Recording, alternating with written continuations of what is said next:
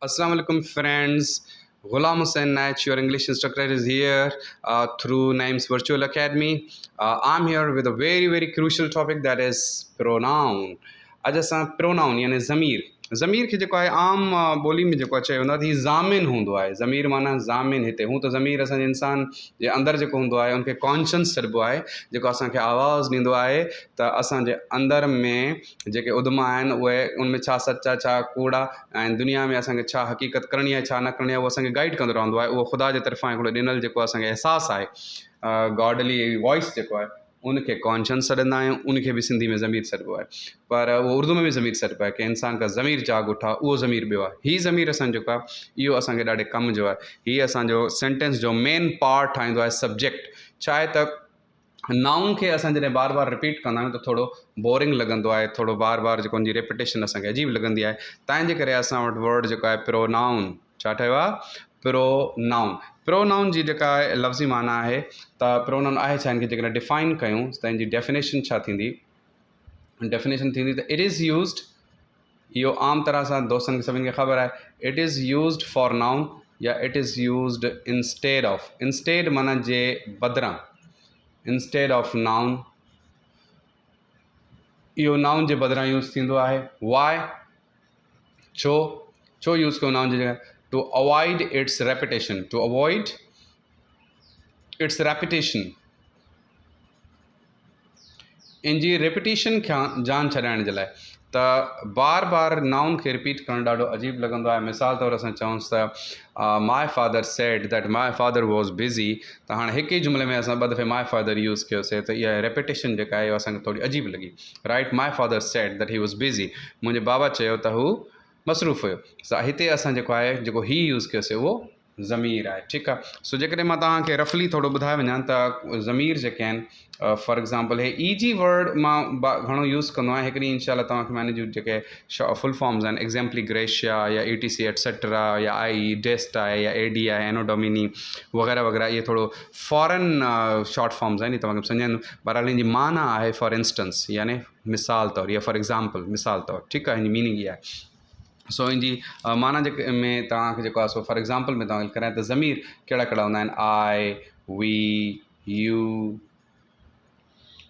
ही, she, it, the, right. हाणे इन में इहो इंडिविजुअल्स जे लाइ बि जेको आहे यूज़ थींदो आहे, instead of individual names and instead of groups बि यूज़ थींदो आहे। हे दे ग्रुप आहे, माना उहे घणा आहिनि। राइट, हिते यू सिंगुलर बि आहे, प्लूरल बि, वी जेको आहे जमा आहे। जेके हाणे सिंगुलर आहिनि उन्हनि खे मां अंडरलाइन, हे आई सिंगुलर आहे, ही सिंगुलर आहे, शी सिंगुलर आहे, इट सिंगुलर आहे। बाक़ी जेके मूं लिखिया आहिनि इहे प्लूरल आहिनि। उनखां अलावा ॿिया बि क़िस्म जा प्रोनाउन हूंदा आहिनि, दिस, दैट, दीज़, दोज़। इहे दिस दैट वरी सिंगुलर आहिनि, वरी दीज़ दोज़ इन जा प्लूरल आहिनि। ईच आहे, राइट, एंड ईच अदर आहे, वन आहे, ओके, नो वन आहे, none, and many more. These all are pronouns, ऐं हिन जा पर्टिकुलर स्पेसिफिक जेको आहे अलॻि अलॻि यूज़िस बि आहिनि। ठीकु आहे दोस्तों। हाणे असांजे जेके काइंड्स जेकॾहिं डिस्कस न कंदासीं त ख़बर कीअं पवंदी त प्रोनाउन खे असां कॾहिं कॾहिं अहिड़ो सुवाल बि अची वेंदो अथव हिकिड़े सेंटेंस में जेको आहे, मिसाल तौरु डिस्ट्रीब्यूटिव प्रोनाउन यूज़ थियल आहे ऐं उन क्वेश्चन मथां आहे identify the parts of speech. छा आइडेंटिफाई यानी तव्हां सुञाणो त पार्ट ऑफ स्पीच कहिड़ो आहे। उन में मिसाल तौरु असांजो वर्ड यूज़ थियल आहे ईच, ऐं मथां असांखे लिखियलु आहे identify the part of speech. हेठों ऑप्शन में ॾियनि था हिन जा प्रोनाउन जा टाइप्स, काइंड्स। त बाबा इहो रिलेटिव प्रोनाउन आहे हिते ईच, या डेमोस्ट्रेटिव प्रोनाउन आहे, डिस्ट्रीब्यूटिव प्रोनाउन आहे, या इंडेफिनिट प्रोनाउन आहे, कहिड़ो आहे। त पोइ असां छा कंदासीं, ज़ाहिर आहे असांजो सुवाल मिस थी वेंदो। तंहिंजे करे हिन जा काइंड्स पढ़णु ॾाढो ज़रूरी आहिनि। Kinds of pronoun, it's very important to understand kinds of pronoun. ठीकु आहे, त उहे मां तव्हांखे नंबर वाइज़ सम्झाईंदुसि। नंबर 1 2 3 4 5 6 7 8 ताईं त पाण जेको आहे सो हिते लिखंदासीं। ठीकु आहे, उहे कहिड़ा कहिड़ा आहिनि। Number 1 very important, personal pronoun. Personal pronoun पहिरियों पर्सन ख़ालिसन खे चइबो आहे। This is use for person's name, इंसान आहिनि, माण्हुनि जा जेके इंडिविजुअल्स आहिनि या ग्रुप्स आहिनि, उन जी जाइ ते यूज़ थींदो आहे। जेके मां मथे लिखी आयो आहियां ओ दे ताईं, इहे सॼा पर्सनल प्रोनाउन अथव। ठीकु आहे।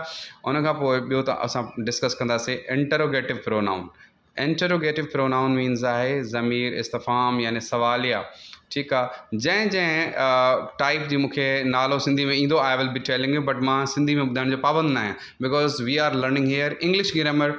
We are not concerned with Sindhi grammar. Sindhi grammar has got its own structure, its own definition, and English grammar has got its own definition, its own structures, its own uses. ठीकु आहे। हिन खे कॾहिं बि हिक ॿिए सां compare न कंदा कयो। हर हिकु चीज ॿोली जो पंहिंजो पंहिंजो आहे। सो हीअ मां ॻाल्हाईंदे ॻाल्हाईंदे स्पेलिंग ग़लति लिखी हुयमि। रिलेटिव RELATIVE रिलेटिव प्रोनाउन माना ज़मीर माइट न आहे। मत चओ रिलेटिव माना साईं माइट आहे न बाबा न। ज़मीर हिते हिनखे मौसूल चइबो आहे या जवाब मौसूल में भी यूज़ थींदो आहे। इन जो कमु आहे रिलेट करणु। रिलेट करणु माना बयानु करणु। इहो नाउन खे बयानु बि कंदो आहे, गॾोगॾु वाकई रिलेशन बि ॾेखारींदो आहे। कीअं रिलेशन ॿियनि सेंटेंसिस या क्लासिस या फ्रेज़िस खे पाण में मिलाईंदो बि आहे, जॉइन बि कंदो आहे, उनखे माइट बि बणाईंदो आहे बिल्कुलु। सो उन सेंस में ही जेको आहे ज़मीर माइट वारो बि जेको आहे उहो ॾिए थो। ठीकु आहे। सो नेक्स्ट जेको आहे असांजो आहे डेमोस्ट्रेटिव प्रोनाउन। डेमोस्ट्रेटिव याने ज़मीर इशारो। डेमोस्ट्रेटिव प्रोनाउन वरी आहे डिस्ट्रीब्यूटिव प्रोनाउन। ही इशारो ॾियण जे लाइ दिस दैट दीस दोज़ ये चार इन जा लफ़्ज़ आहिनि। ठीकु आहे। इंट्रोगेटिव में हू वॉट विच whom whose अहिड़ा वर्ड्स आहिनि। हिन में आई वी यू दे ही शी उनजा पर्सनल ऐं ऑब्जेक्टिव। हे त पर्सनल प्रोनाउन सफ़ा डिटेल में डिस्कस कंदासीं, ॿिया बि उन जो यूज़। फ़िलहाल मां सॼा टाइप्स तव्हांखे लिखी ॾियां थो। ठीकु आहे। डिस्ट्रीब्यूटिव ख़बर अथई छो असां हिन ते मां फोकस कयां थो। इन सां गॾोगॾु तव्हांखे मां जेके MCQ सॉल्व कराईंदुमि न, तव्हां हैरान थी वेंदो सर हीअ त प्रोनाउन में त सॼा तक़रीबन हाणे सब्जेक्ट वर्ब अग्रीमेंट में प्रोनाउन जो वॾो रोल आहे। छो त सब्जेक्ट जेके हूंदा आहिनि मुंहिंजा दोस्त, सब्जेक्ट जेके आहिनि उहे असांजा नाउन ऐं प्रोनाउन हूंदा आहिनि। उहे त असां नाउन ऐं प्रोनाउन न पढ़ंदासीं, चवंदासीं इहे बेसिक्स। कुझु दोस्त चवंदा आहिनि sir you are teaching us from the very basics, so we know these all the topics, we know you know their uses, so we should go ahead. बाबा ठीकु आहे, असां अहेड वञूं, पर जॾहिं कुझु दोस्त अहिड़ा आहिनि जंहिंजा बेसिक्स कमज़ोर आहिनि, जिनखे या इवन जेके पाण खे मतिलबु कॉन्फिडेंट आहिनि, उन्हनि जा बि क्वेश्चन्स उहे हूंदा आहिनि साॻिया जेके असां डिस्कस करे रहिया हूंदा आहियूं। ठीकु आहे। सो हे डिस्ट्रीब्यूटिव ऐं रिलेटिव एंड पर्सनल इंटरोगेटिव इहे एॾा इंपॉर्टेंट आहिनि। सेंटेंस में हिन जो एॾो वॾो किरदारु आहे जेके असां अवॉइड नथा करे सघूं। सो इहे तमामु ज़रूरी आहे। तंहिंजे करे because we are the instructors, we know what is the best for you. तव्हांजे लाइ छा बेस्ट आहे। इहे अदा HSTs जूं इहे त पंहिंजूं जेके टेस्टूं लेक्चरशिप जूं असां रिटन वग़ैरह सॼियूं कढियूं बीठा आहियूं। ठीकु आहे। वॾा वॾा टेस्ट ॾिनियूं बीठा आहियूं। तंहिंजे करे उन तजुर्बे जे बिहाफ ते थोरो कॉन्फिडेंट ॻाल्हाईंदा आहियूं। इनखे एरोगेंस न सम्झिजो कॾहिं बि। असां एरोगेंट, उस्ताद एरोगेंट हूंदो ई न आहे। Right. We are not arrogant, we are बस जस्ट शेयरर ऑफ इंफॉर्मेशन। ठीकु आहे। सो कोशिशि करे तव्हां ते जेका शइ पहुचायूं त उहा थोरी ऑथेंटिक हुजे। ही नेक्स्ट असांजो जेको प्रोनाउन जो टाइप आहे उहो आहे इनडेफिनिट। इनडेफिनिट माना ज़मीर मुबहम। चवंदो त मां कुझु चयो जेको तव्हांखे मां लिखाए बि छॾींदुमि मुंहिंजी सिंधी में माना इनडेफिनिट। रिफ्लेक्सिव, हाणे ॾिसो इन रिफ्लेक्सिव जी मूंखे सिंधी में जेको आहे सो ज़मीर मुश्तरक आहे न, इहो छा हिन जी सिंधी में ट्रांसलेशन आहे रिफ्लेक्सिव प्रोनाउन। ठीकु आहे। रिफ्लेक्सिव खे असां जेको आहे ॿियो नालो एम्फेटिक प्रोनाउन बि ॾींदा आहियूं था। एम्फेटिक ऐं वरी एम्फेटिक जॾहिं सॾूं था त एम्फेटिक खे तव्हां जेको आहे इंटेंसिव बि सॾे सघो था। एम्फेटिक और इंटेंसिव प्रोनाउन। इंटेंसिव। ठीकु आहे। INTENSIV intensive pronoun. ओके। सो इहा जेका आहे असांजी। And next is reciprocal. Reciprocal pronoun it's also very very crucial for it. इहो बि ॾाढो इम्पॉर्टेंट आहे। ठीकु आहे। एंड रेसिप्रोकल इहे ईंदा बि अथव। इहे रिफ्लेक्सिव, रेसिप्रोकल, इंडेफिनिट हुजे, डेमोस्ट्रेटिव, सॼा इंपॉर्टेंट आहिनि because they all are used as subjects. इहे सब्जेक्ट्स और यूज़ थींदा अथव। सो हिन खे ज़मीर ख़ालिस, अॻियां ज़मीर जो वर्ड ॾींदा हलोसि। ज़मीर ख़ालिस, ही ज़मीर इस्तफ़हाम,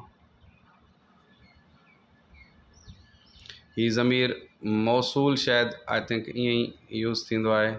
ज़मीर मौसूल। ठीकु आहे। एंड डेमोस्ट्रेटिव ज़मीर इशारो, ज़मीर इशारो। डिस्ट्रीब्यूटिव ज़मीर तक़सीम या ज़मीर मुश्तरका। इनखे ज़मीर मुश्तरका बि सॾींदा आहिनि आई थिंक, छो त मुश्तरका ॻाल्हाईंदो आहे अलॻि अलॻि। ठीकु आहे। ज़मीर तक़सीम बि सॾे सघो था। इनडेफिनिट माना ज़मीर मुबहम, लिकल, अननोन।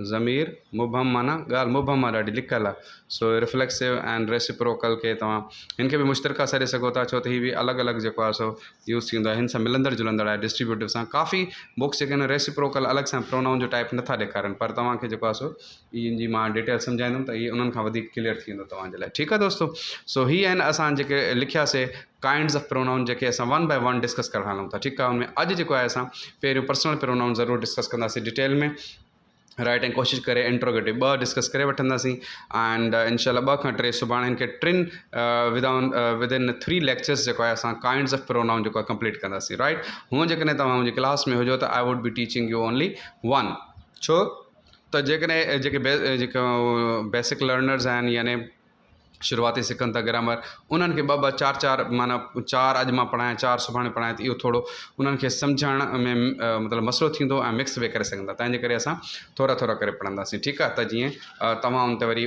वर्कआउट बि कयो ऐं मां तव्हांखे जेके MCQ सम्झाया उहो बि तव्हां उनखे सम्झी सघो ओके